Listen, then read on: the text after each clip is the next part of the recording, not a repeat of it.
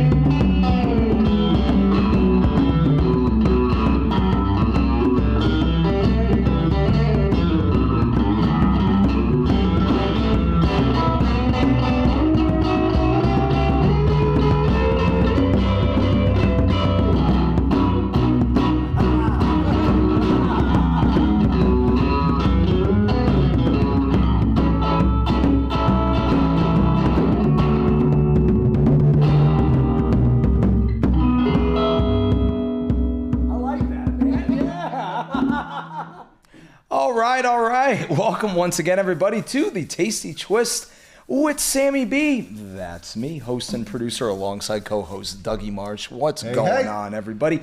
A day of shameless promotion. I've got a Hatchery coffee mug with, believe it or not, coffee from Big Pops. I go to the post office every day, and it's right there. Today, John Hanlon from Johnny's Kitchen. Welcome, brother. Hello. Now, there's a hello. Let's jump on things right off the bat, because depending on how long this is going to be, you got a big event coming up in a couple of weeks in October, right? I do. October 18th, we're doing our Oktoberfest. Second year in a row. Second annual, yeah. And it's going to be...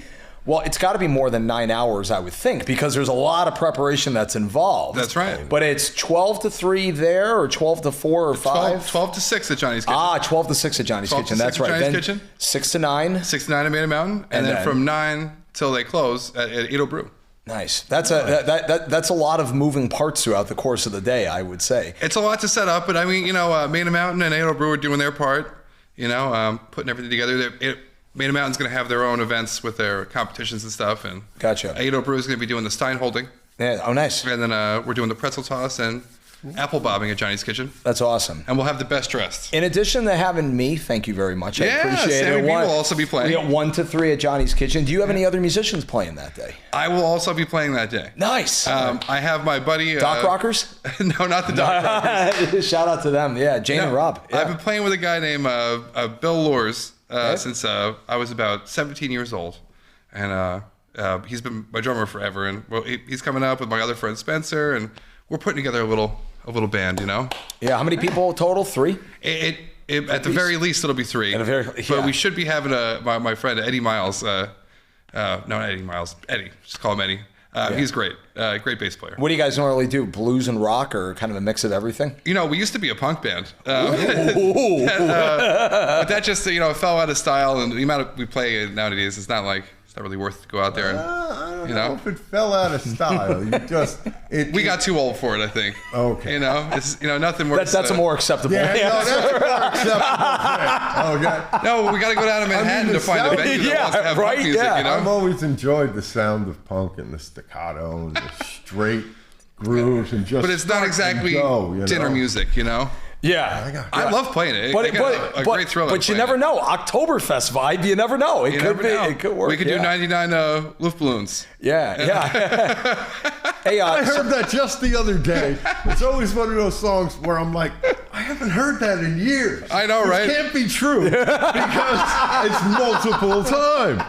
But it's one of those songs that I always forget exist, and when I hear it, I'm like, it comes back. Take me down memory lane. Yeah. But then if you hear it 2 times in one day, you're like, enough. But I can always picture the time in my life where I first heard it. Oh, yeah. And it's one of those songs that just brings you back to that moment in time. Yeah. Because it's not constantly in the playlist, at least for me. Do you get goosebumps? Sure. Do you get goosebumps listening to it?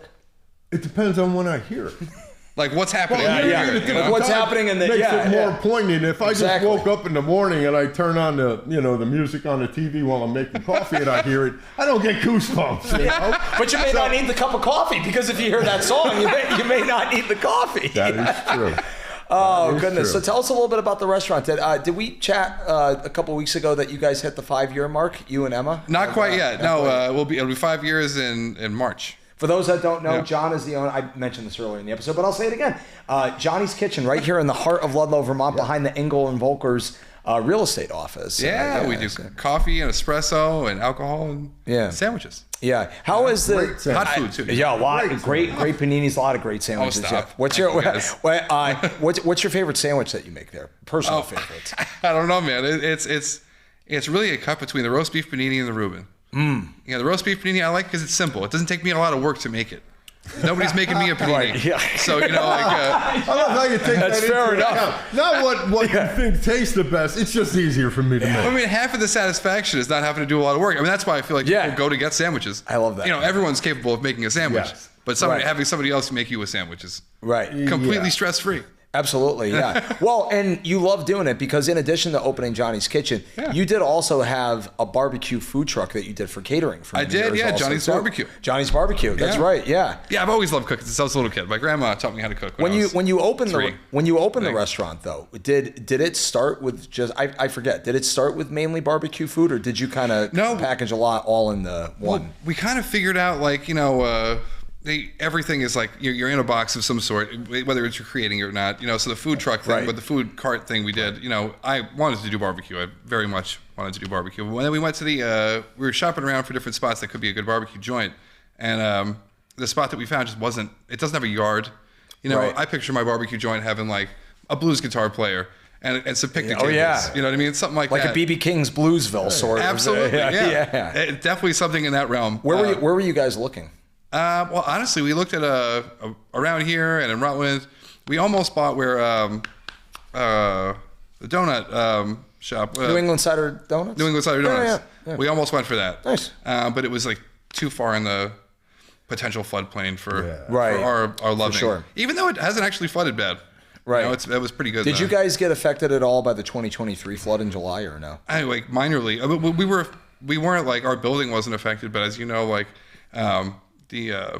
what do you call it? Trucks weren't allowed to come into town. There was no way in or out of town. Sure, so, Reinhardt certainly wasn't coming to save us, or any other distributor. or anybody for that. But so our distributors couldn't get to town, so most restaurants just closed, and we were getting a weird amount of donations at the time from people who were out of towners or people in town that like saw what was happening and they wanted to help. Yeah. So and we were just so stressed out about what to do with the money because we don't want to take it. Dude, I was driving over the mountain.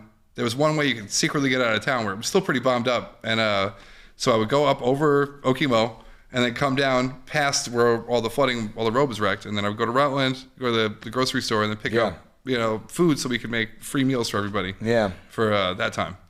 Did you guys do what? Shout out to John and Michelle of the Eatery, former business in town. Did you guys? Great guys. One of the best. We missed them tremendously. Did you guys do something similar where you would make a bunch of food and deliver them out to neighbors and people? No. We didn't do anything like that. No, we thought about it, but we had enough people coming to us, and people were bringing food to other people. Yeah. We would just make whatever we made, and it was good to go. But it was weird on business for a while because everyone's coming to town, and they're like, kind of running it down like we didn't just get hit with natural disaster, I'm like, everyone's trying trying their best, to get back going again. And certain businesses, as you know, weren't able to get back going. Right. I know. And it took Ado Brew, our friends at Ado Brew, a long time to get back up and running also too. And that's Mojo's that. And I'm telling you, it was a big thing. Yeah, Outer Limits. And they're back now also too. Shout out to them. They're back. Yeah. Hell yeah. Back. Yeah. I love the new pizza. They were back, then they weren't. Then now they're back again. Now they are back. Yeah. Because they're back with their awesome pizza. Yeah. And they're also, I think they're brewing Detroit again. Style. They're doing a Detroit style pizza now. And they're brewing again because they're the pizza's fantastic, but the beer is absolutely phenomenal. Yeah, my house is 100 yards from there. So nice. Easy walking. Yeah. I love it. Maybe an easy crawl. Yeah. Shout out to Trevor also too. He just got his coffee shop up and running in Proctorsville as well. Nice. Too. Trevor on the board. Yeah. Oh, I gotta go check it out. Yeah. I did not know. That's awesome. He's roasting coffee and stuff. Dude, we need more of that. I need more of everything. I know. Absolutely, I'm right next to it, so whenever he's doing it, I just open all the windows and I just bathe. I say it's almost like oil because he's like right there. I could see where the vents coming out from the back of my house. I'm like, oh yeah. Maybe some more. So if coffee aroma was an actual oil, no, but one of those cartoon clowns that used to grab the cartoon character by the nose, and it was just a flavor, and they'd be like, That's the way I feel. My face pressed up against the screen, like it's a pie on a windowsill. Yes. Yeah.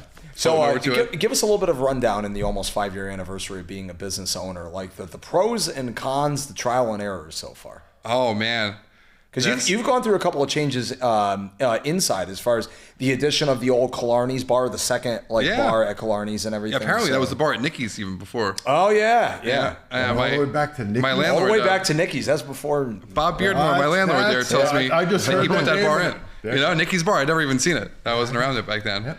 But we went from doing breakfast and lunch, to not doing breakfast and to trying breakfast again. And then we tried 7 days a week. We tried 5 days a week. we tried a bunch of stuff to get a bunch of data to see what would actually work and what doesn't work. Yeah. Right. Because you really have to just kind of throw it at the wall and see if it sticks. How did you come to the Tuesday through Saturday decision? Now, was it mostly you guys are the bosses, so you still have to do what's in your best interest, but was it more scheduling? You have a kid now, a couple kids now, right? Just one. Just one, right? Just a 3-year-old. Yeah. She's got out of preschool. Preschool, second day of preschool. Yeah. That's right. Yeah, but is it mostly you guys just settle on a decision mainly on your interest, or you listen to a lot of the public? It's a bit of everything. I would say like the last people we think of probably is us. The first thing we think of is like the employee, then the customer. You know what I mean? Because happy employees are happy customers. Oh yeah. And then you kind of try to figure it out that way, so then you could eventually make yourself happy, I guess. But the hard thing is nobody wants to work on Sunday. A lot of people because we want to hire people who are like looking at it as a career. You know what I mean? Like something that's like not a. We like competent people who know it, and we pay pretty well. So we expect that. But a lot of people don't want to work on Sundays because they have families and stuff. Right, sure, yeah. And Monday has never been a great day, as far as business goes. Yeah. It's always pretty light. We tried opening Mondays a couple of times, but I think in the future you might see a little Sundays out of us. Yeah. Because we're going to be again Sunday and Monday. We're looking more towards the espresso game. We're going to get a bigger espresso machine. That is taking off. But didn't you guys try that initially in the beginning, or No. We tried ice cream in the beginning. Tried ice cream. I remember that. Yeah. And then after the second time our ice cream machine broke and it wasn't on warranty, and nobody would come and fix it, we had to give it up. Yeah. But that was an expensive mistake. Yeah. Let's put it that way. Didn't you try like orange popsicle flavored ice cream one time? Yeah. Remember? Yeah. Orange creamsicle. Yeah. Creamsicles. Yeah. That was one of my favorite ones. One of my favorite flavors. Oh, me too. And then we did cherry vanilla. We did an espresso one. It was fun. It was fun, but they were hard to clean. You know what I mean? And even McDonald's can't keep theirs going. Yeah. From what I understand, like half of them are always broken. Yes. And it's just one of those machines that has to be calibrated. And you would think they would have five. Right. You would think they would have 5 million backups to be able to throw in. Because they're very expensive and they work on just the finest of Well, that's with anything. The more automation you have, the more you need somebody who knows how to service it. Around here. What's the closest McDonald's? 20 miles. That's the whole thing. It's like Springfield, you can get a robot to make you an ice cream cone. Yeah. You know what I mean? But you can also get a person to make you an ice cream cone. And how much money and who is going to fix that robot? Yeah. You know what I mean? Like certainly nobody around here can fix the robot, but anyone can pour an ice cream cone. No, not anybody, but anybody. Pretty much. It's just exactly. Yeah, exactly. It's making the ice cream that you put in there. That's the hard part. Exactly. For anybody that has been to Johnny's Kitchen before, you see the really cool layout in there. In addition to the happy employees, he's got guitars on the wall. He's got some great posters. He's even got his wonderful Stratocaster that he built back here. Just tell us a little bit more about how important it is to have, because you mentioned like you want the employees to kind of sort of build it as a career. Yeah. But just a good positive working energy vibe. Like that's the thing. You got to have a good positive working energy vibe, because that's what the customers get, and then the customers give it back. You know what I mean? Like if you can fake happy, but 90% of the people aren't buying it. Yeah. You know what I mean? If you're when I always say when I'm having a moment in the kitchen and I'm mad about something, and then I go out and I'm like, hey, how you doing? I legitimately am that happy to see the people out there. Yeah. But sometimes you gotta go in back and be frustrated for a moment. Yeah. You can't be happy all the time, realistically. No, but I'm always happy to see a customer come in and support my business. And talk about goosebump moments. Yeah. You know what I mean? A lot of songs gives me goosebumps, but when somebody's really excited about it and they had a really good time in Johnny's, that makes my day. That's awesome. Absolutely. And when any of our employees are like, we like working here, I feel the same way. Being in a ski. Always tell happy stories. Even if an employee is asked about their boss, always be happy. Even if you're not, just say, yeah, it's wonderful. Yeah. Just be happy. Just Don't be happy. start the nonsense and everything and turn it into some drama.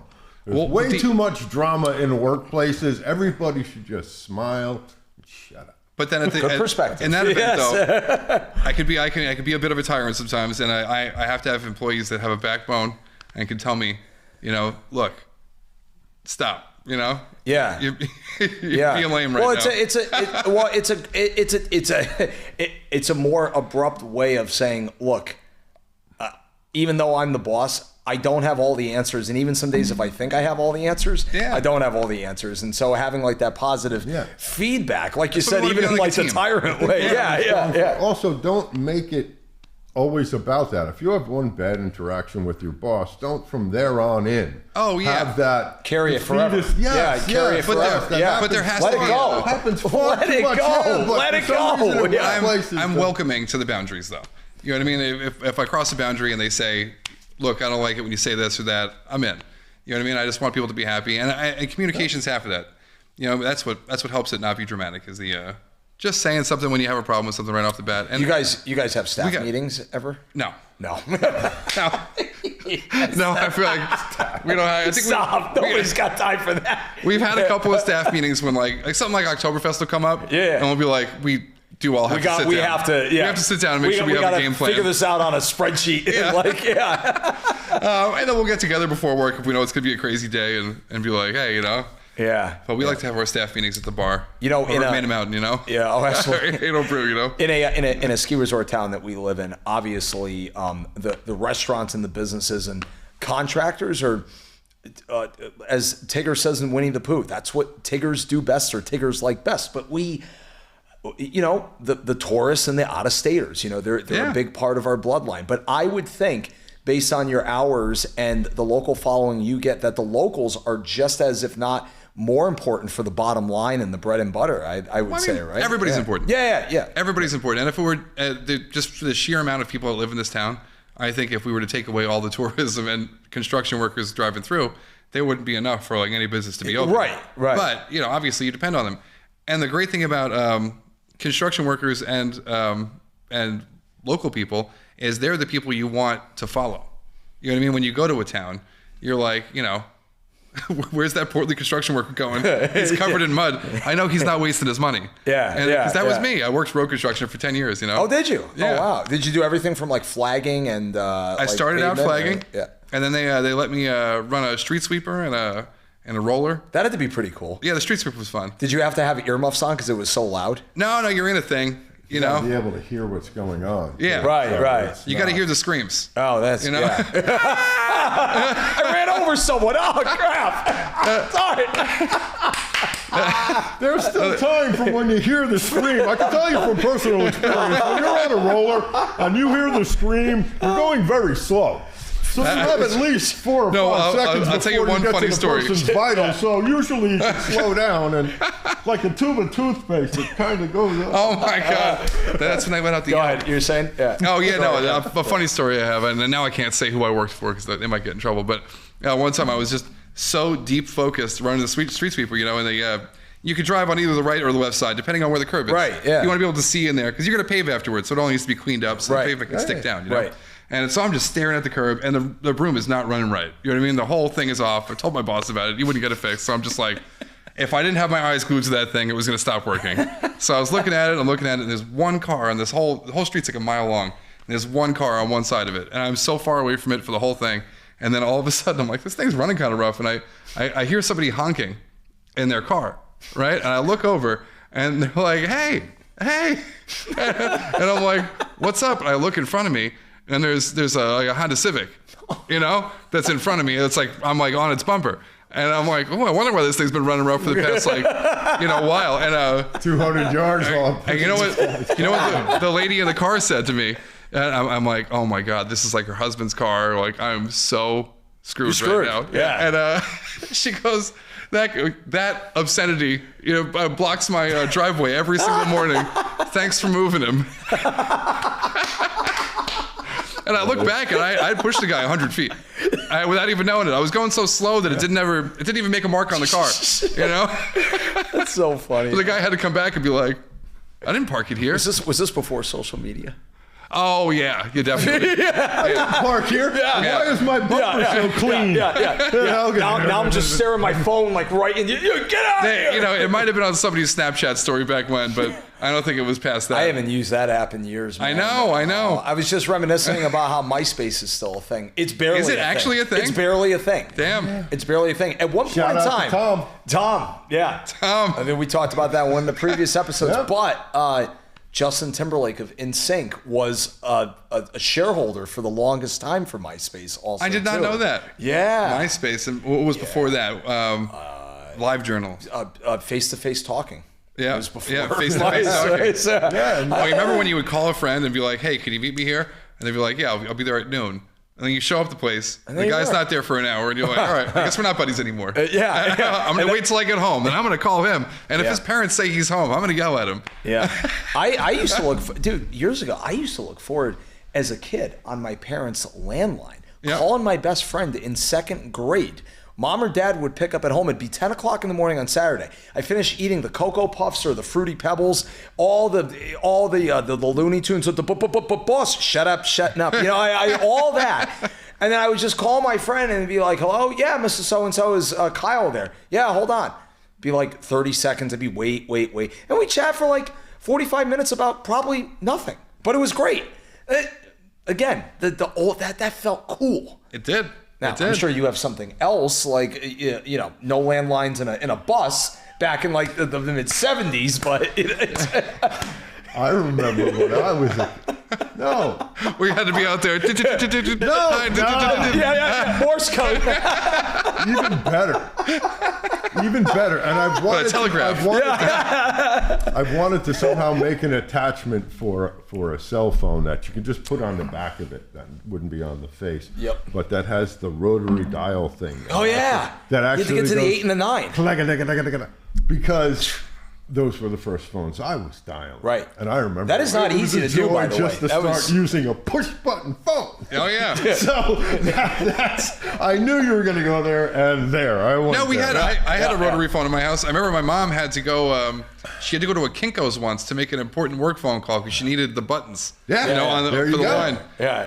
There you go. I think they probably stopped doing that because 911 got so rough. They're like, all right, 9. Like what 9? Yeah. And then all of a sudden you just have the 1. It's like, okay, that's easy. Why can't they all be 1s? Why I gotta go to a 9?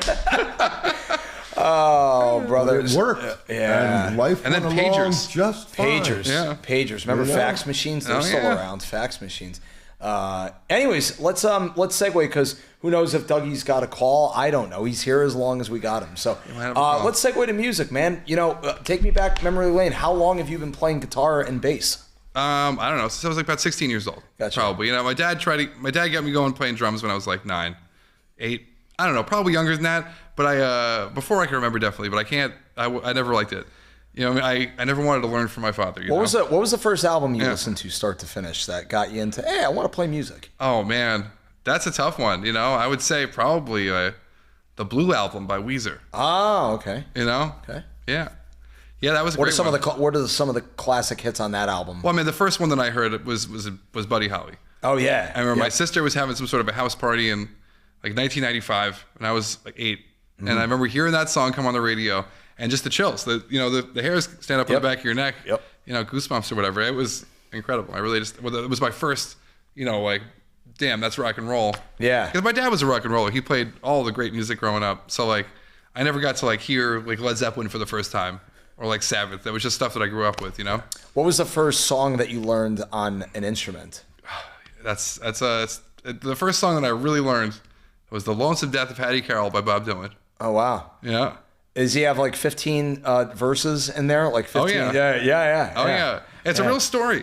It's a real story about how a lady got murdered and nobody cared, Yeah. I got to tell you, my Bob Dylan knowledge is still not up to par after all these years. I mean, how could you know everything? He's done so much stuff. Yeah, I mean, he's got to have over 300 or 400 songs at this point, right? I would imagine so. The great thing about Bob Dylan is he wrote all the great songs, but he wasn't the best at singing them. Right. Yeah. I don't want to offend anybody who loves Bob Dylan singing. He's great. To anybody that still quotes Jimi Hendrix all on the Watchtower, no, it's Bob Dylan. That's Bob Dylan. Yeah. That's Bob Dylan. Yeah, that was I think that's the most famous cover.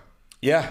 Probably. Out of all of them, if not Respect by Aretha Franklin. Yeah. Oh, okay. Yeah. Because that was an Otis Redding song. Yeah. Oh, yeah. That's right. I love his song, My Back Pages. That's a great Dylan song. There's a live version years ago that includes Dylan, Tom Petty, Neil Young, and a couple other guys singing the sixth verse. They all take turns singing the verses, but every time the next person steps in, Tom Petty steps in on the second verse, Neil Young steps in the third voice. The crowd just gets louder and louder because they're like, that's the guy. It is him. He is singing that in addition to Bob Dylan. It's him. I love that. Yeah. Did you also, I'm sure, probably know that, J.J. Cale, After Midnight.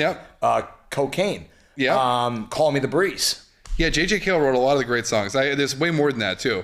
Yeah. I mean, like then Eric Clapton's that whole album with J.J. Cale. That's right. Yeah. Is that the one where they're sitting on the back car? That's right. That's right. That's right.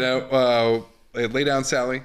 Oh, yeah. That's another one. Yeah. J.J. Cale, you could really break it down to like 5 or 6 guys who like wrote everything, Right. Yeah. Like, who am I thinking? Willie Dixon. Willie Dixon. Willie Dixon or wrote, Willie Nelson. No. Willie Dixon. Willie Dixon wrote Backdoor Man. He wrote like all the famous blues songs. I'm your backdoor man. Yeah. Yeah, he wrote all the. God, and here I am, idiot me. I thought that was a Doors song. No, actually, it's a great version though. Zeppelin actually got sued and lost for stealing that one. Oh, did he really? I'm not sure if it was that one. One of the bands I wish would have lasted longer, but unfortunately didn't, is the Traveling Wilburys. Yes, I know. There was so much, and then Roy, like right afterward, passed away, and then they kind of backed off. But that would have been great to see for another so many 10, great songs, 20 years. right. I would have liked to see them. Those guys were all so creative. Yeah. And what they had done in that first thing, I was like, that's pretty cool. You could hear everybody's influences coming through in the songs, and everybody was singing their parts, even Roy with, it was just, okay, great. And then it was like, gone, one out. Dougie, I'll take you a step further. How about the Beatles? If you think about it realistically in respective times. But the Beatles have several albums. Oh, I know. The Wilburys, we got They had several albums a year. It's kind of like Cream. Yeah. You know what I mean? It was that one-shot thing. It was like, God, even Blind further, Faith. Sammy. Same one, yeah. Even further, you ever heard of the Dirty Mac? No. The Dirty Mac was a supergroup that was made, and they made one album, and Yoko ruined it. Spoiler alert. And they played live a couple of times, but it was the lineup is crazy. Eric Clapton on lead guitar, right? John Lennon on rhythm guitar and singing. Mitch Mitchell from the Jimi Hendrix Experience, playing drums, nice. and Keith Richards playing bass. Wow. Because apparently Keith Richards played a lot of the bass parts on all the Stone songs we know. Yeah. And I could see that, by the way. They're Year of Blues. You know that song? Yeah. By the Beatles. They did that song, and it's great. And then they do a couple other songs. This one song they title A Whole Lot of Yoko. Yeah. They're all just jamming, and then she comes out. And everyone's like. It's like Donna on a Playing in the Band. Oh my Grateful God. Dead, the mid-70s version. My dad cringes every time they get out of the great jam out of Jerry's Killer Solo. Well, apparently there's a whole section of the archive. You know about the archive? Archive.org. Oh yeah. I think it's just like all the music. You know what I mean? They have all of it, but they have the whole time that Donna was in there. They've taken all the recordings and edited her out. Imagine going back. Wow. Holy crap! I got to give it a listen. That's a whole Wall Sound tour. Europe '72. Yeah. It's so many things were just. Those were mint years, man. 72 to 79. I mean, the whole, there's great moments in all the decades, but those 70s shows, man. I tell you, I like it, but to the point where the 80s weren't very good to the day. No, I mean the late 80s were not really good to the. Well, no. Once Brent came in, that was pretty cool. But the late 80s were great for Jerry Garcia Band. Oh yeah, that's even maybe not necessarily here. Yeah. Here was still really good for Jerry. He was still on point with that. There's a Jerry Garcia thing from Jerry Garcia Band thing from like I think it's 81 or something like that. Just absolutely incredible. Some live thing I'll have to show you guys afterwards. But yeah, I personally like Jerry before he got the money for the expensive guitars. Like Alligator, you know what I mean? Is where I'm kind of getting off the boat. Right. Also Pigpen. You know what I mean? They ended the band after Jerry died. I really think it should have been a different thing after Pigpen. So some truest deadheads will say that the Grateful Dead died when Pigpen died. Yeah. Nothing against Jerry, but and Jerry was a monumental thing. But I mean, and this is like a non-verbatim quote from Jerry Garcia or somebody in the Dead that they were all a bunch of nerds, and that he was the only one that was the outgoing, get the crowd going kind of guy. He was the only one. Yeah. Who really could take charge or did, after that, nobody wanted to be in charge. No. They all were kind of like, you want. And Phil, a little too hot-headed to be in charge from what I've seen in interviews. So he would have been my choice, though, because he's far more organized, shall we say. Yeah. I wonder if that's. I wonder. I definitely picked Phil in the divorce. Even though I've seen Bob Weir and Rat Dog a bunch of times, and they're fantastic. But I was like, if I have to pick, I'm picking Phil. Right. I literally have been to one set of Dead shows since Jerry passed. Before that, probably dozens of shows. Right. And my parents hated the Dead. I never got a chance. Shows My dad saw him 20 times. 20 times? Yeah, when Jerry was alive. Yeah. So, yeah. My parents saw them twice. They gave them 2 chances, but it was both at Madison Square Garden. Yeah. And they never did well there. Well, was it the sound quality or they were just off? No, I think they were off because they said they played horrible. And that can mean a lot of different factors. Well, absolutely. Yeah. But typically the pressure from MSG was the thing that got them, True, in my opinion. You know what I mean? Right, yeah. Because what's the difference between that and other venues? Have you been there for a concert yourself? I have, yeah. I saw Van Morrison there. Oh, nice. Well, I mean, as you know, I'm from Long Island. So right, yeah. There's a train that goes right to Madison Square Garden. Yeah, oh, yeah. You don't even have to touch the streets of New York. Nope. Yeah. When did you move to Vermont? 2008. 2008. 2008. Yeah. Is it just a decision on a whim? Or? No. I used to come up here skiing all the time, and I kind of realized I didn't like all the people that I was like. It's not that I didn't like them, but all the skiing people weren't my crowd. Yeah. You know, and then I would kind of like wander off my own as I got a little older, and then I ended up hanging out with some locals up in Sugarbush. And great mountain. Yeah, great mountain. Great village too. Yeah. Fantastic people over there. Yeah. That whole valley is just full of wonderful people. And they're cool. It's just north enough to discourage the Long Island people and the New Jersey people. And you barely get the Fairfield County, Connecticut guys. You know, it's mainly Mass and It's just too far to go on a whim. So if you had a vacation there, you're good to go. Yeah. But I saw some people snowshoeing, hung out with them for a while, and then I realized that these are my people. You know, nice. 'Cause I lived in Texas and in New York, so I got a bit of both sides. I forgot the Texas part. Is that where your blues influences come from? No, definitely not. Where in Texas? Arlington. Nice. Okay. Yeah, I don't know. Home of the Texas Rangers. And, that's right. Right, and no, not the Cowboys. The Cowboys play in Arlington. Yep. Yeah. Okay. They're the Dallas Cowboys. The Dallas Cowboys. But they play in Arlington. Arlington Stadium. Right. Yeah. But the Texas Rangers also have their baseball stadium in Arlington too. Well, there's a big thing. It's like it's the baseball stadium. It's the the football stadium. Then they have the water park and Six Flags. Right, all in the same kind of area. So you could just go down there and spend a bunch of money and have a lot of fun. It is fun. Growing up there was it was nice. It was hot cool. though, right? It's not that bad. Not as bad as everyone says. It's pretty hot, but It snows in Dallas. Yeah, it can. Every now and then. Yeah. It snowed in Arlington twice in the time I lived there, and it only accumulated once. We had a snowball fight. Yeah, that's the thing. It may was be awesome. snowing, but it lands. It just Plow trucks, we could take that off the budget spreadsheet for this year. Yeah. I mean, I'm telling you, if you just had a truck with snow tires just sitting in Texas, just waiting for it to snow, the fun you could have. You know what I mean? You could just go throw a snowball at somebody and run away, and they can't get you. My mom's sister and husband, my Aunt Sue and Uncle Mark, I think they just celebrated their mid-40s anniversary. Like, shout out to them. And their 4 kids have all primarily lived in Germantown and Memphis, Tennessee area, like the southwest end of Tennessee. And they said, and my mom's mom, my grandmother, who passed away years ago, said, if it snows even a half inch or an inch in Tennessee, they automatically close schools. Yeah. Whereas 20 years ago, here in New England, when we actually had real winters, 20 inches of snow, that's maybe a 2-hour delay. Get out, walk to school. Go to school. But down there, walking to anything isn't a thing. You know, I've dreamed about moving to the South a few times now. Yeah. And every time I go visit a city, I'm like, it's a 20-minute ride to go to the other side of the city. Yeah. You know, and anywhere in New England, you know, you got your little towns. I always made it so I could walk to work even when I lived in Burlington. Right. You know.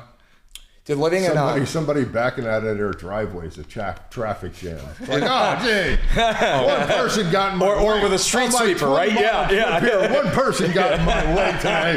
That's a traffic jam to me, you know? I get it. It's like, I usually do that trip in 18 minutes and 20 seconds. That took me 18 minutes and 35 today. I just can't get it out of my mind.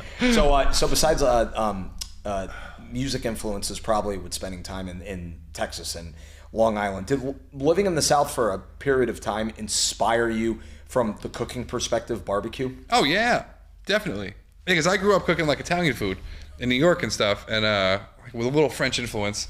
And then in Texas, I got way more into the German thing. Nice. You know, you have a favorite barbecue sauce? Do I have a favorite? I have a favorite kind of barbecue sauce. Yeah. The best barbecue sauce you can get is the one you make at home. Yeah.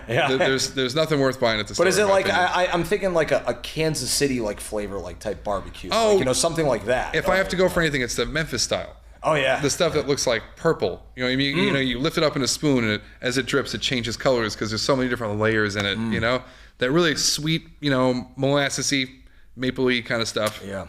That's what I'm into. But in Texas, as you may know, they're not big on barbecue sauce. Really? If the barbecue needs barbecue sauce, you didn't do it right. Right. Yeah. They'll put it on the side for you just in case.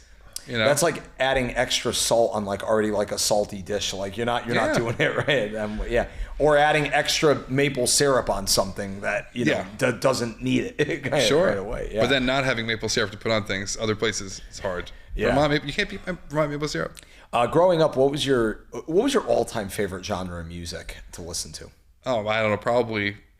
I don't know. I really had a great affinity to like, you know, psychedelic rock from the 60s. Nice. You know, that would have been that's my jumping off point. Yeah. That's like the reason I got into blues, because I was tracking it. You have a favorite band from that era that hits home to you? I don't know. It's tough. Back then it was definitely Pink Floyd. Nice. I liked Syd Barrett era Pink Floyd. Yeah. You know, Piper at the Gates of Dawn. Yep. It's a great record. Yep. You know, I was definitely really into that. And then I started looking into other things. I really wanted to like be like those bands. You know, I wanted to be like Led Zeppelin. And then I kind of figured it out that everyone that tried to be like Led Zeppelin or Black Sabbath or anything like that ended up being hair metal. Yeah. And I didn't want to do that. What do you think? So I wanted to play the stuff that Led Zeppelin was playing. What do you think made them that so was the unique? blues. What do you think made Led Zeppelin so unique? I don't know. It's just the technology, money.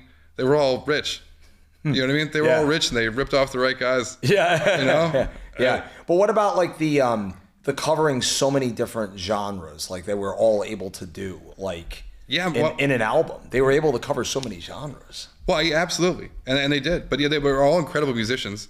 You know, they were all. But again, though, they had the time. You know, since they were kids, they didn't have to work or anything. They were put to work being musicians. Yeah. You know what I mean? So every bit of their time and effort was put into that. I can't imagine what that would have been like. I would have loved that. Do you listen to John Paul Jones was? Yeah, he was a millionaire before the band even started. Oh wow, I didn't know that. Yeah. You know Donovan. Yeah. He produced Donovan. Really? Yeah, he produced Donovan's records. How many albums did Donovan have? Jeez, if I know. Yeah. I just know, you know, Brabajaggle. Yeah. You know, Sunshine Superman. That was my favorite one. The best thing about Donovan that I know that hits home with me as far as my knowledge of him is that's where the Allman Brothers band song Mountain Jam came after. First there is a mountain, then there is no mountain, then there is. Every time I hear it. And then, you know, Dickie and all those guys, Greg, all those guys were just like, all right, let's create on Eat a Peach album. Let's make a 33-minute, 44-second version of this. Yeah. Have 9 minutes of drums. Barry Oakley comes out with just a thunderous bass solo. And it's like, yeah, and then those guitar harmonies. That's what I know about Donovan is translated to an Allman Brothers instrumental. Well, and then because, you know, Jerry Garcia and Dickie Betts loved each other so much and loved playing Jerry Garcia used to tease it and things. There's a version of Alligator, a live version where he does that. You know, he goes back into it, which is so funny. It's such a cool little harmony. Yeah. First there is a mountain, then there is no mountain. Then there is. Then there is. Then there is. Yeah. And then, what a bunch of nonsense. Yeah. I was going to bring this up. We were talking about live documentaries and stuff, but years ago, my father showed me this really cool documentary from 2003. It was out in California. It was the Trey Anastasio band with special guest Carlos Santana. Nice. For like 80% of the show. That's awesome. Freaking wild, man. Yeah. Did you spend a lot of time with Santana? Oh yeah, definitely. My dad always loved Santana. I always loved Santana. He's got like the most unique way of playing guitar I've ever heard. One of the purest guitar sounds, like one of my favorite purists. Yeah. I mean, he's got a great tone, but he's also like, you know, me and my dad were talking about this the other day. There's a good video of him with Eric Clapton. Yep. And they're both jamming out, doing their thing. Was this at the Crossroads Festival? Yes. Jingo? Yeah. Yeah. Yes. Oh, yes, you nailed it. Nailed it. But, you know, they're doing more of a Santana song. Sure, you know, and Santana, Carlos crushes it. You know, obviously he crushes Clapton it. But then crushed that version also too. Clapton, he looked a little scared. Yeah, he looked like nervous. Maybe he was nervous. I mean, he did his thing, but he definitely had to keep it in the box because it's not his world. Yeah, you know what I mean. Santana's like his own unique guy. Right. If I'm trying to copy anybody, I do Clapton because it's easier. Yeah. You know? Slow hands. How about this one? Speaking of might have been nervous. Maybe he'll never admit it, but I could see it. A video popped up recently from 2007. It was the Jeff Beck group. So Vinnie Colaiuta on drums, Tal Wolkenfeld on bass, Jeff Beck on guitar, special guest Eric Clapton, and they're doing "Have You Ever Loved a Woman?" Just like one of those basic blues songs. And they just cue right. Jeff Beck takes the first solo, and you're just like, anything Jeff Beck does, it's like, okay. Well, yeah, he's a machine. Wow, a machine. Yeah. And then Clapton comes in, and it's good. I actually think it's better than I expected, but I'm sure he's probably just like, okay, yeah. I jammed with him in the Yardbirds. I still can't touch him after all these years. Jeff Beck, that is. It's just... Well, because Eric Clapton wasn't as good as Jeff Beck when he was in the Yardbirds, and I feel like he looked up to him. Not to mention Jimmy Page was in the band also as well too. You know, yeah. There's a lot of what I know is from trying to figure out licks from a song called "Tail Dragger," which is Eric Clapton and Jimmy Page playing together. It's just the two of them playing guitar, and it was dead studio time. They just had time when they were doing Yardbird stuff. They had time to go off and do something else. Sure, It honestly, it's the cheat codes to all of Eric Clapton's stuff. Yeah. That one song, he puts like so many different kinds of licks in it. It's incredible. Yeah. A lot of work. He definitely has had, an impressive solo career though also too. Like how he mixes up all the genres, whether it's, Tears in Heaven, I Can Change the World. It's in the way that you use it. I mean, there's a lot, She's Waiting for a Higher Lord. There's a lot of just great different songs. But none of that stuff touches a collaborative effort. Oh, yeah. You know what I mean? Because he's as great as he is alone, I think he's just like almost everybody else. He's better with a band, Right. Because, I mean, like Cream, I would have said for a long time, you're not going to touch Cream. He's concentrating more on his solo work on vocals. Yes. Where he doesn't do that one. Like in Cream, he had some, But Jack Bruce was taking care of a lot of the vocals. And in other bands, it's the same thing. Usually Eric can just sit there on his guitar and that. Obviously, he's not thinking about it, whereas his solo stuff, it's far more lyrics going into it, and he's doing it. But then, again, I was saying with Jerry Garcia, with all the expensive guitars and stuff like that, I feel the same way about Clapton, When he was playing his ES-335 on that Cream recording that we know so well, and the SG, his tone didn't get better than that. It never did. Right. And the Strat stuff is great. I'm a Strat guy. Yeah. But I think his best song, personally, Bell Bottom Blues. Oh, yeah, from Derek and the Dominoes, Derek and the Dominoes. Yeah, that's a great album. And I think that was like the kind of the height, if I had to pick the peak of Clapton, and he was good the whole time. He's still good. Yeah. And he's Eric Clapton. Yeah. You know what I mean? I mean, everyone, and he's on everybody's top 10 guitar player list. Do you like the, by the way, I have thoughts on those lists, by the way. The top 100. Of course, like I have thoughts. How did the Edge make it? Technically wise, we're just saying. Technically wise. No, I mean, God, as much as I love the Edge and U2, the fact that he's like 30 or 40 spots higher than Derek Trucks is just like kind of that's wild to me. Scary. That's who should get an award pedal? Shout out Derek Trucks. Who should get an award is his delay pedal. Oh yeah, that delay pedal is doing some work. It is. Yeah, for sure. Derek Trucks, insane. That guy is phenomenal. He gets better and better every year, man. Did I ever tell you I met him twice? One over the phone. Oh really? And then one in person. Nice guy, I imagine. Really nice guy. Yeah, he called Sammy up. He wanted to know if he'd be in the band, but Sammy wouldn't believe it. He's like, this isn't it. Slams the phone. Scam the call, right? Yeah. So then he puts it to where it just goes straight into his spam on his phone. And then he tried to call him back. That's like what that would David, be the funniest thing. I know. That's like David Bowie asking Stevie Ray in the early 80s, hey, great job on the Let's Dance album. You want to be my full-time guitarist? And Stevie Ray's like, no, I'm good. I got Double Trouble. I'm good. I'm good. I don't need this. Let's segue real quick. Before he had Double Trouble, he had what turned into Storyville, which is an awesome band. Have you ever heard of Storyville? I'm gonna say no. Buddy, as much as I love Stevie Ray, I'm gonna say awesome band. But when I think it was CBS Records that signed him. Yeah. They said to him, well, we have this band that we want you to play with. So the band that he originally formed with is called Storyville. and it has some. And you could hear, you can't hear him obviously, but you could hear where his music comes from, because these Was his brother in the band? Jimmy? No. Jimmy Vaughn. Jimmy Vaughn. Yeah, Jimmy Vaughn. No. I feel like I'm more of like a Jimmy Vaughn, you know? Yeah, good Like, sound. Yeah. No, good sound, but I'm no Stevie Ray. Who is? Exactly. So have you ever seen the 1983 documentary with Albert King and Stevie Ray in the studio for an hour and a half? No. Just putzing around like the two of them. Oh, I would love to see that. Oh, dude, it's just... it's called Blues on Sunrise. That's a documentary. It's an hour and a half. Okay. Albert King, you know, his style where he's like our friend King Arthur Jr. No guitar pick, just straight with the thumb, playing a right-handed guitar upside down. So his bending style is like, and the flying V guitar. Well, and, he was so bitter at Jimi Hendrix for that he whole was? thing. But again, that was trying to figure out how to play the psychedelic guys. Oh yeah. Albert King was one of the first guys I went back to, and I'm like, oh my god, what a huge influence on Jimi Hendrix. And he was by far Stevie Ray's documentary. Stevie Ray's favorite guitar player, Sure. Albert King. Yeah. Personal take, out of the three Kings, I like Albert the best also too, man. Yeah. I just love his tone, his feeling. Freddie's awesome, different type of great. Yeah. And BB, of course, Lucille holding the notes like and bending it. You can't go wrong with that. But something about Albert's bitterness, man, I loved it. I just loved his take. Well, Born on a Bad Side. Yeah. Also a Willie Dixon song, I believe.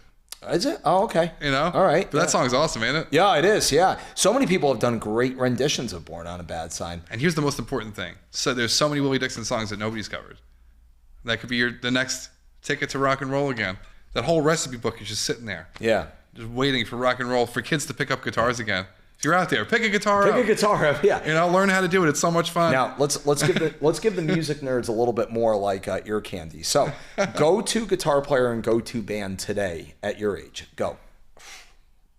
Link Ray. Link Ray and the Raymen. Oh, okay. And if I was telling anybody to go to anything, he's incredible. He was out there making music in 1954. He toured with like Bo Diddley and Helen Wolf. You know, he was like the creation of rock and roll. We're talking about Goosebumps songs. Yeah. The Rumble. You know, it's an incredible tune. I don't think I've heard. I'm striking out on some of these references, man. And the Rumble. It was a song. It was Link Ray has two songs in Pulp Fiction. Yeah. But they're at Jack Rabbit Slim's. Okay. You know, when they're sitting there having the $5 milkshake. Okay. And so you wouldn't. I was about to say, is this striking any? Called Fab Force 5. Fab Force. That's what's going on there. That's when that music is playing. But something more relatable right now. I like I'm really into Willie Nelson and Ray Charles. Oh, nice. You know, Nice. And specifically that song, Seven Spanish Angels. Have you heard that one? If you're looking to cry and you have a few minutes, you know, and you're alone in the car, put it on. Can I have a different emotion than cry? I mean, crying's good every once in a while. You got to get it out. You're gonna cry about it. It's gonna cry. You're gonna cry about it. Yeah. You know, if you want a happy song, you put on "Walking on Sunshine." You know. Yeah. You go ahead. Yeah. It got to feel good. Dun, dun, dun. I'll never forget the first time I heard that song. I was night bowling with friends in Connecticut. That is so on point. Yeah. They got the green and red and blue flashing lights on the bowling frame, and it's like, I'm walking on sunshine. My friend bowls. I think he got a 1 out of 10. Yeah. Like he probably hit the far left pin. And it's like, and he's like, I suck. I'm like, but do you hear what's playing? This song sounds great. Yeah, I've heard that song a handful of times. Yeah. Okay, more ear candy. So tell us about how you made that strat. Show the audience. Well, I just put it together. I love this thing, by the way. This thing is great. Well, thank you, Sam. Well, I mean, you know, I got the body from my father actually bought me the body. It's a one-piece of swamp ash that I messed up. I thought you said swamp ass. Sorry. What? No, it's I thought he said, I'm sorry, it smells like swamp ass. I'm like, help me out here. It's ash, the tree ash that by the way is in danger. We all got to figure that out. Otherwise, we're going to be out of ash trees, out of nice guitars. Yeah. But swamp ash is an ash tree that grows specifically in the swamps of America. You know, in Louisiana. And I figured, yeah. The Sam Ash knows. I think they probably got to cut it. You know, they got to cut of that wood. But it's desirable because it's the old original recipe for a Stratocaster or a Telecaster. Right? You know? Yeah. And so, but I wanted to finish it with nitrocellulose lacquer, which turns out if you put too many coats on too quick, it does this thing called blushing, where it looks like you put white over it. Right. Trapping that it hasn't dried. Yeah, it can't get out. Right. You know, the solvent. So I tried getting a little bit of it out. You had to sand it, right? Before you can. Well, you got to sand between each layer. But, you know, one day I tried to put on too thick of a coat. Too much, yeah. And that ruined the whole thing. Too much. And then you did over it before it was done. And then I tried to burn it off a little bit. And she lit on fire, you know? Obviously, you are not a woodworker. You're a very good chef. Woodworking is not not on the list of things to do. So then I just tried to burn it off. Pops was a carpenter. I was not. No, that's why I got into paving. You can always add more asphalt. I'm amazed you got it together that well. So far in the story. Well, this is after the fact. I had it together for like 2 years by the time I did that. Oh, okay. Because I saw somebody with a heat gun did it effectively. So I put a lighter near it. Like, I could do that. I see the YouTube video. My heat gun's all the way out in the garage. You know, so I put the lighter to it, and it worked. It worked incredibly. All the stuff was coming out. And then I got too close. Like Icarus, I flew too close to the sun, and those wings came right off. You didn't put any lighter fluid on it, though, right? No. You imagine, like, you get a can of paint and it's actually I'm out there like fluid. Jimi Hendrix, Monterey Pop Festival. Didn't Stevie Ray do that one time also, too? Like, Probably. Well, I mean, I know he banged his guitars to oblivion. Like, but not light on fire, not like Jimi Hendrix. Yeah. Well, there's a story behind that one. Yeah. He just bends his thing backward. Can you imagine? Forward, grabbing the horn. Can you imagine think about this? I don't know how much you know about. I know you do, but the thickness of the guitar strings, in general, the lightest that Stevie Ray would ever go is 13s. He would sometimes have as high as 16s. You imagine having That's like ridiculous. the Durance. That is. These are insane. nines. Yeah, I have nines I go on mine. 10s usually, Like but 16s. crane That's, cable. yeah, Crane cable. yeah. So he would have his guys literally design the truss rods and the guitars to be able to sustain the pressure of like. Yeah, That's wild. Yeah. I can't imagine when you pop a string, it must be like. Yeah. Somebody off stage gets cut in half. Don't pull a Howard Simpson. Don't. No. Like the deck of an aircraft carrier all of a sudden. Twang. But yeah, those guys inspired me for sure. Jimi Hendrix and Stratocaster. Now those are regular single coil pickups that you use. They are. Right? Well, they're the stacked ones. They're noiseless. Yeah. So they take two magnets, they put them end to end. Yeah. And then So it's essentially like acting like a double, like a humbucker sort of. Kind of, yeah. Yeah, but they're like on top of each other. But then, yeah, I wanted a maple neck that was all the way through maple. Yeah. But I had one before, and they're not like really stable. Yeah. So I got a two-piece maple one. You definitely can't see it in the camera, but yeah, it switches right around here. There's like actually a fretboard, and then I wanted stainless steel frets because for years you go, gigging around and stuff like that.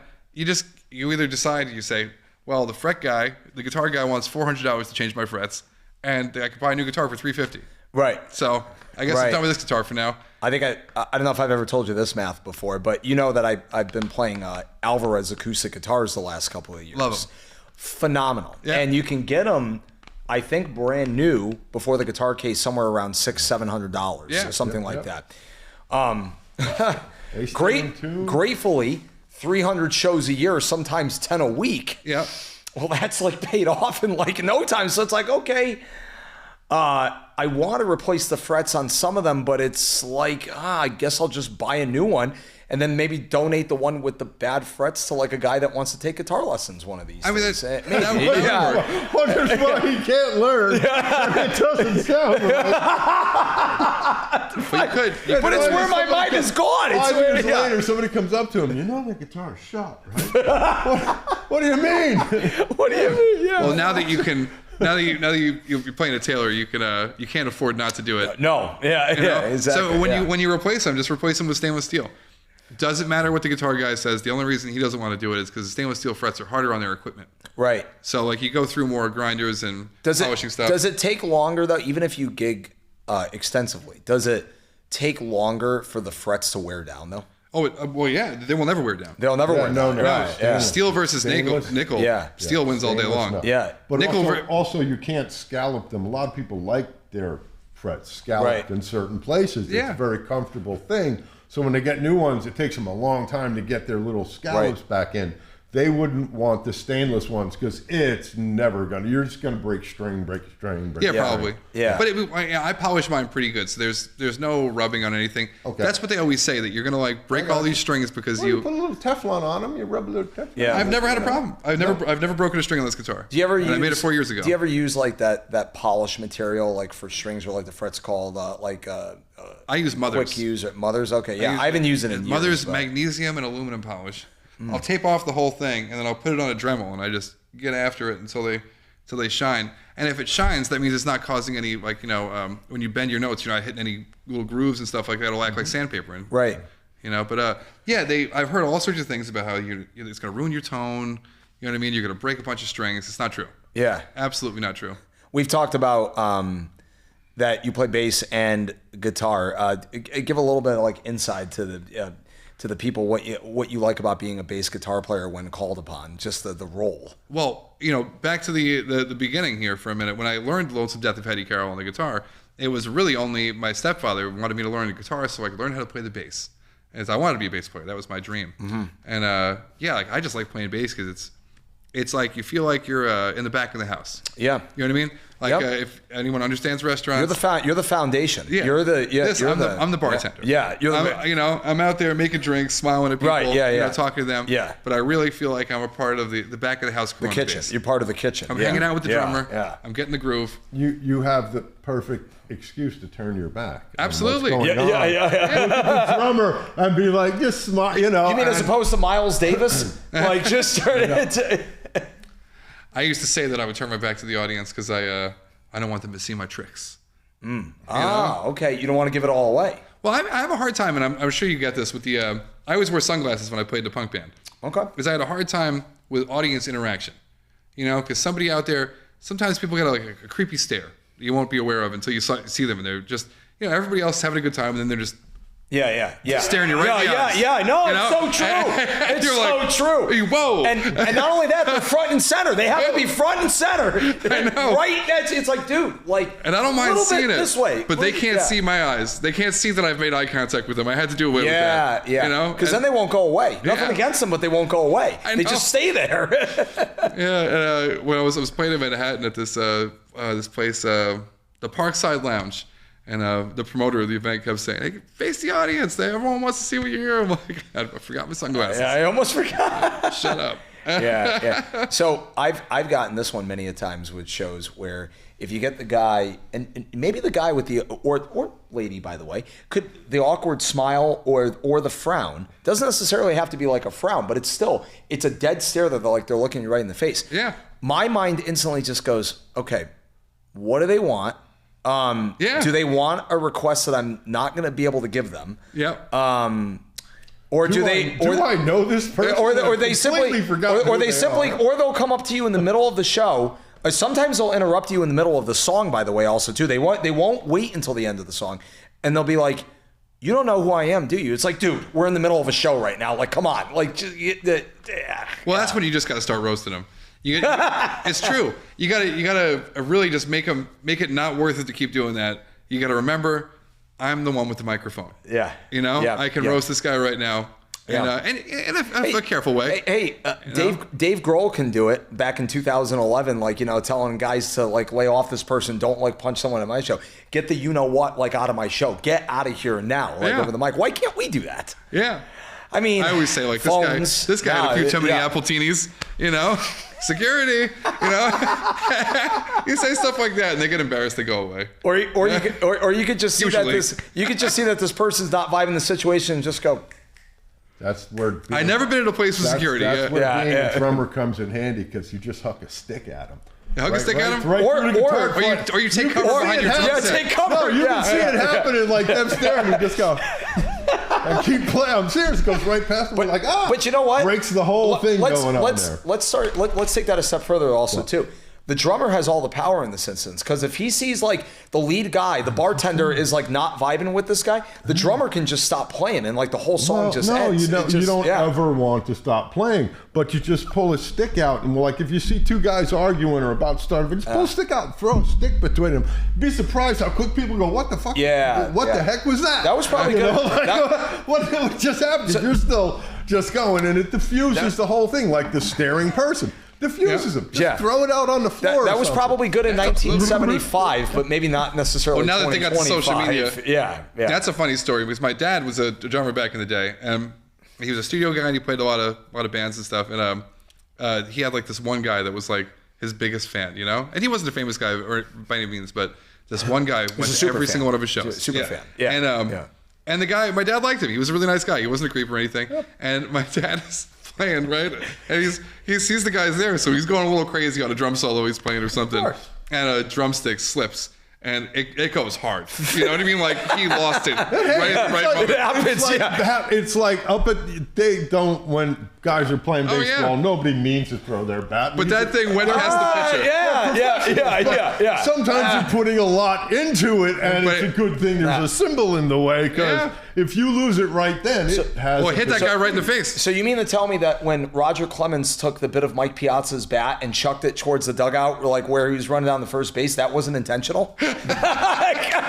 Oh my God! I guess I don't know my own strength, Davey. No, it's just that. No, I'm saying when the bat leaves their hand completely. Oh yeah. Flies away. Yeah. They're professional. Hey, that's a free souvenir out in the audience. It's gonna happen on occasion, and usually it happens down here. But if it happens on a crash, you can. Well, that thing went flying off, hit the guy right in the face, and he was happy to have the drumstick. My dad gave him the drumstick. He signed it for him or something. Oh, that's awesome. The guy was totally stoked that he had that story. Was it stuck in his hand? Nah, I hit him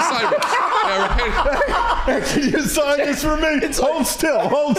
It's like, all right, go to the hospital. It's like your friend. It's like you're playing dart. It's like you're playing like darts at like Killarney's or something. And all of a sudden, like the dart goes into somebody's eyeball. Wrong bullseye, buddy. You gotta go to the hospital. Go to hospital. Oh, yeah, that happened. Remember, not to bring up people, Ira hit Joe with a dart. Oh, jeez. And it went all the way his arm. He's like, what the hell, dude? I don't know why darts were ever a thing at the bar. He had enough in his system. He's like, that's fine. They're like, let's give these drunk people sharp objects to throw at the wall. All right. How about this game? You remember this as a kid? Jarts. Remember that? The lawn game? Oh, yeah. Yeah. Lawn darts. You were like, you threw it at something like, and it's basically, it's like darts, but with grass. And it'll just end up in your calf sometime. My dad was telling me stories like how that was ever allowed back in the day. Yeah, they were big. They were like this big. Yeah. It wouldn't end up in. It would go through. Oh yeah. They weighed like a pound a piece. They're illegal now. There was a goalie for the Florida Panthers years ago. I don't know if you ever remember this story, but they were playing the Toronto Maple Leafs or something like that. Anyway, doesn't matter the team. Anyways, so the goalie, you know where there's like the blue spot of the goals where like where it becomes encroachment or whatever, like the crease. So the guy for the Toronto Maple Leafs, let's just say, he fell forward going for the puck. He lost his footing, fell forward. The skate clipped the Florida Panthers guy right on the artery, the big one that like spurts the blood, the carotid, artery. It probably took the medical services no less than 5 seconds to splurt right out to the guy who's now collapsing to the ground with all the blood spurting out to wrap him up. The guy lived, by the way. He survived. Crazy. Yeah. But in an instant, and then I think it got banned because of the graphicness or whatever. Obviously, you can imagine. But in that quick moment, you just see the guy starting to collapse to the ground with the fountain of blood spurting out of his neck. Like, oh boy. Ugh. Yeah. Well, you need that. Yeah. You're supposed to have it inside you. Yeah, exactly. Getting back to social media really quickly. Yeah, being careful. I was wondering if you wanted the skate signed. Hey, can you sign that skate and kick me in the neck?